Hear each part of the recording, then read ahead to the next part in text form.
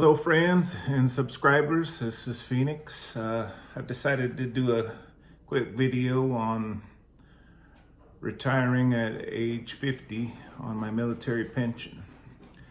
Five main things that came into play with this decision. First, obviously, is income, which would be my pension and disability. My investments, which is my thrift savings plan, traditional IRA and Roth IRA, and then location, the Philippines and Nevada, and then healthcare coverage, and my why. What am I gonna do with all this free time once I retire? So we'll dive into it. The first thing is income. So with my pension and disability combined,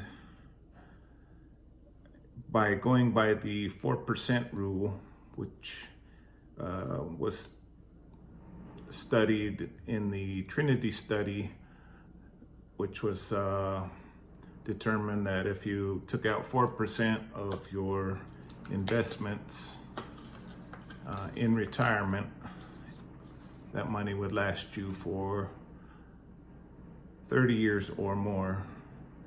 So with that being said, if, for example, if you had $1 million invested, 4% of that would be $40,000 a year.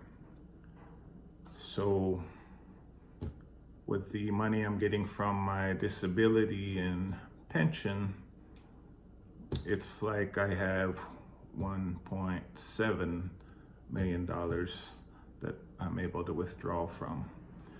So after learning that, I was like, okay, well, I'm doing better than most people. Even though I don't have $1 million, it's the equivalent of having $1 million or more from my income. So with that being said, then the next thing was my investments. I've got a little less than 3 months left of work. I've given my notice at my job that June was going to be when I'd be leaving my government job. So through my job, I have the thrift savings plan, which I have been contributing to every month. And then I also contribute to a Roth IRA. But it shouldn't be where it should be for somebody my age. But it's okay because I don't really need that money in retirement. I'm also mostly building that up to pass on to my spouse and children in the event that I pass away. So then the location is the next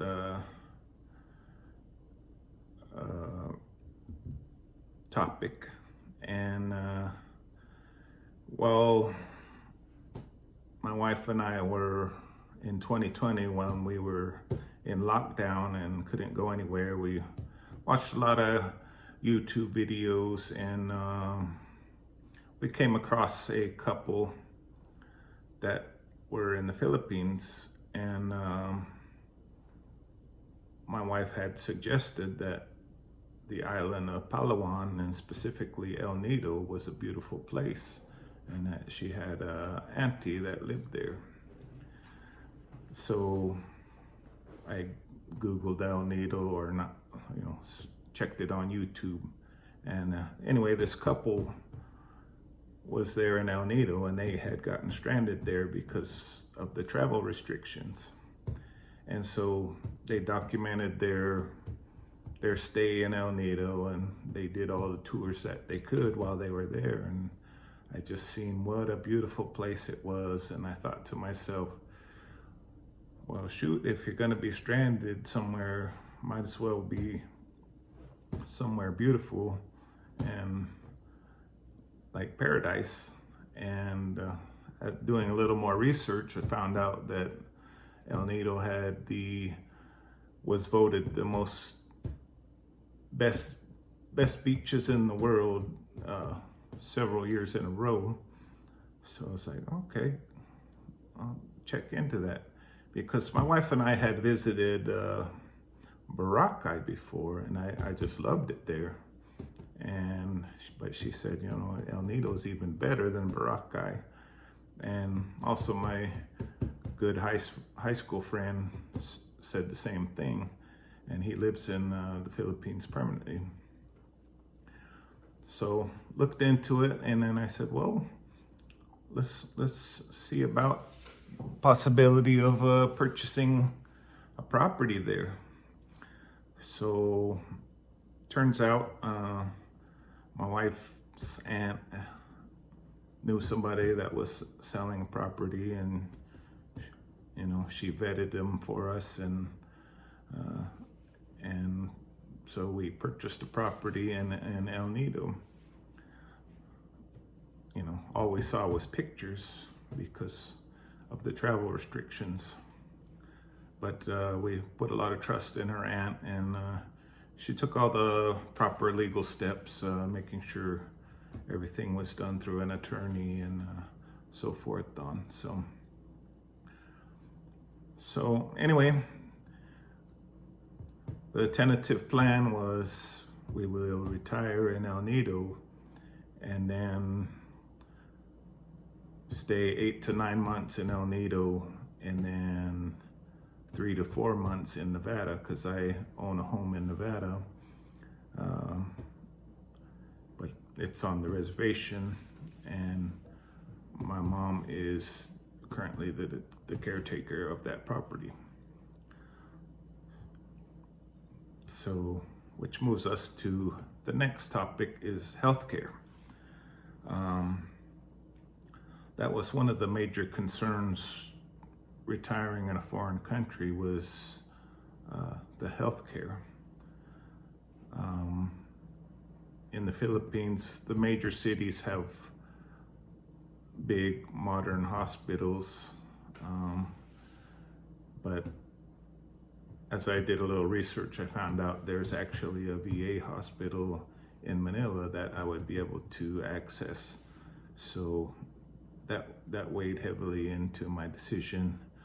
So the plan is to go to the VA in Manila if I need medication and just need to get checked. And then the 3 to 4 months I'm back in Nevada, I'll utilize my TRICARE benefit for me and my wife to get annual checkups and stuff like that.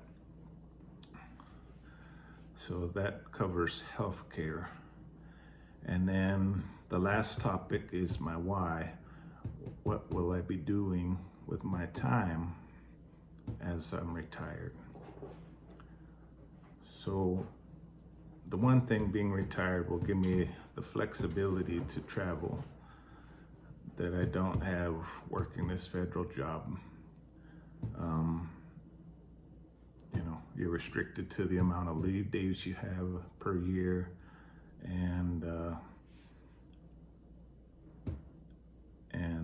also I work for the Department of Defense, so I have to follow all the Department of Defense guidelines and restrictions. So it's a lot of things, and then plus being here in Korea where I'm currently working, Korea has a lot of restrictions. So anytime you go out of the country, it's a big pain in the neck to come back and go through quarantine and all the required procedures here in Korea. The other thing I want to do while I'm retired is learn another language, learn to play guitar, start training in martial arts, and maybe a few years down the road, I plan to open a coffee shop. Just to, nothing too fancy, but I am a coffee connoisseur, and I figure it'll give me an opportunity to do something with my free time when I'm not studying the language or training for martial arts or traveling. So anyway, if you have any questions, please put it down in the messages below, and then maybe that'll give me another topic for my next video. Appreciate you listening in, and please like and share. Thank you.